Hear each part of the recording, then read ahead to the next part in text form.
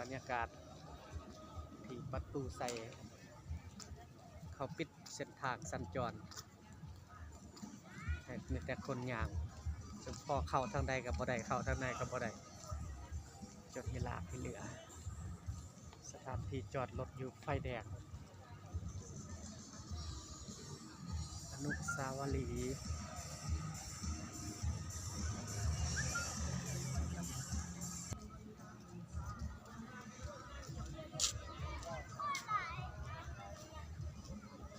เขาจุดแล้วว่าบางผู้ย่างเต้บ่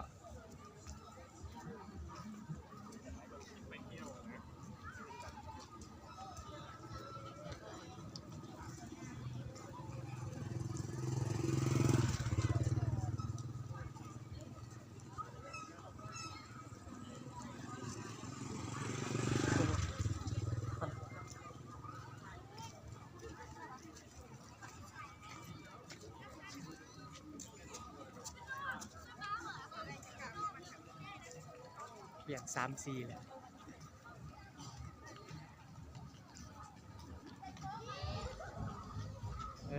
ก็บ่เหยียบดอก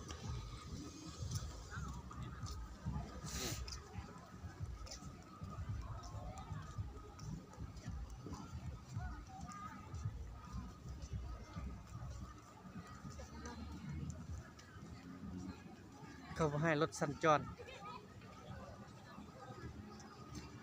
เฉพาะเข้าทางไหนก็บ่ได้เข้าทางไหนก็บ่ได้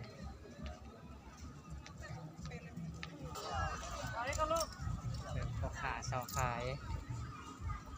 ที่อนุสาวรีย์ตูใส่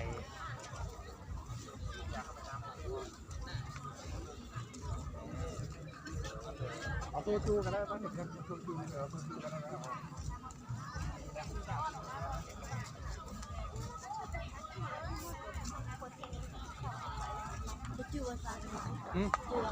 เป็นนี่สิว่าจิเคยขึ้นว่าเขาบ่ปิดเส้นทางตัวนี้สุดท้ายเขาปิดอยู่หั่นเขาปิด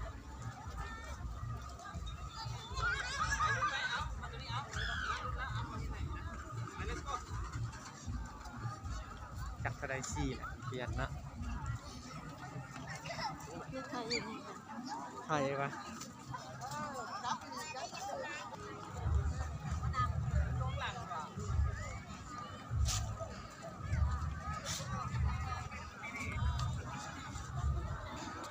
เดี๋ยว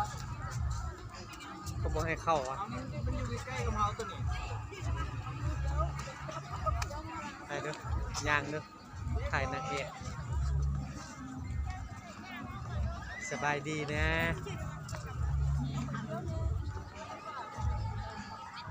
นางเอกมี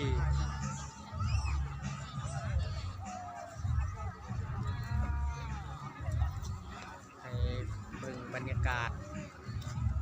อยู่อนุสาวรีย์นครหลวงเวียงจันทร์วันที่31 เดือน 12 2023เป็นมื้อสุดท้ายเดือนกับวันที่1 เดือน 1 2024ยินดีต้อนรับให้ท่านผู้ชมได้เบิ่งบรรยากาศกันหน่อยมันจะจูบบางผู้อยู่นี่แต่ตอนนี้มันบ่ให้เข้าครับขอกรอบใหม่อยู่